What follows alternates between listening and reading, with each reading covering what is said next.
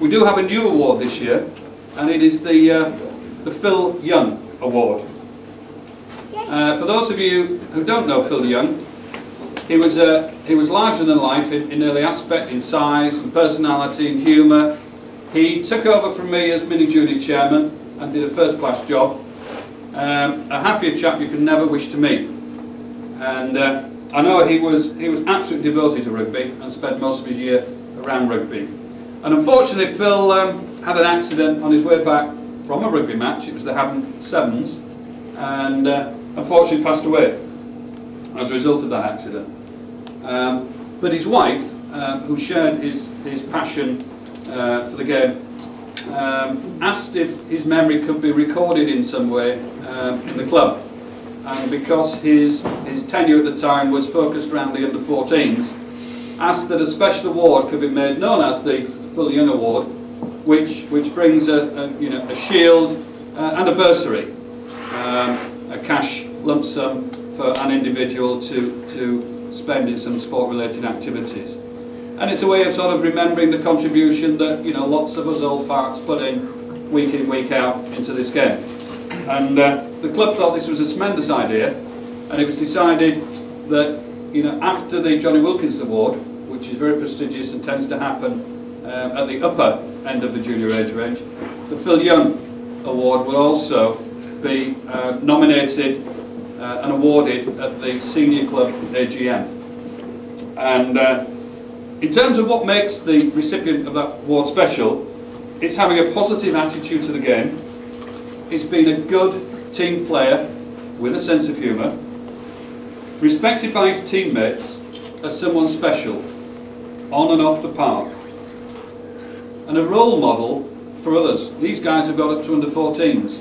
Come down here on any other Sunday, you see the under-5s, 6s, 7s and so on, and they look up to these sorts of people, so this person has to have that sort of respect for people to look up to.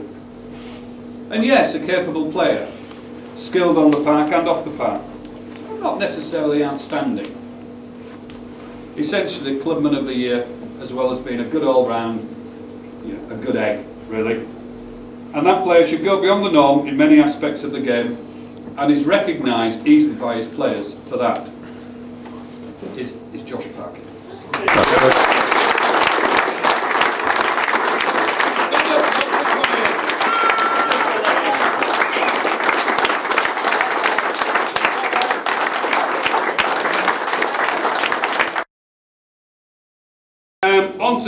Onto the rest of the stuff on the table here.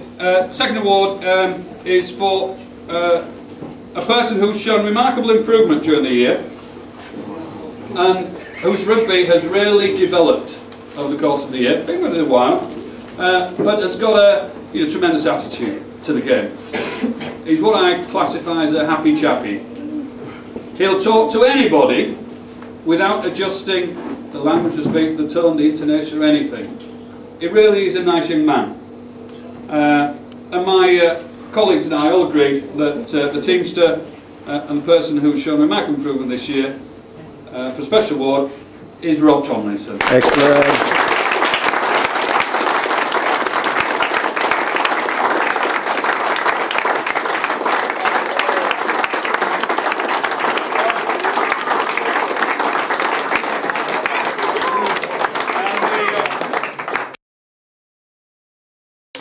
And the second award goes to the person who is the most improved player this year.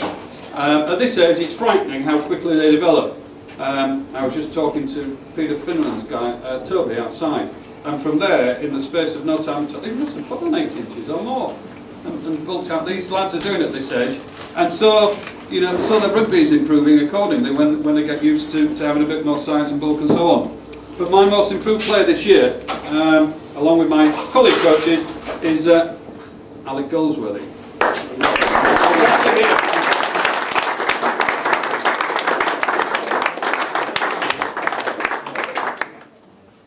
Can't be here because he's got some county trials on today, but he was going to try and get along if he could.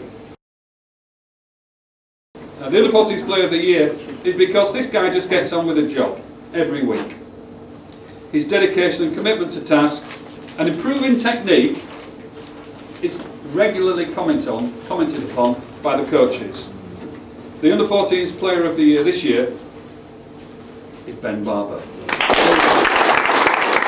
Well done, Ben.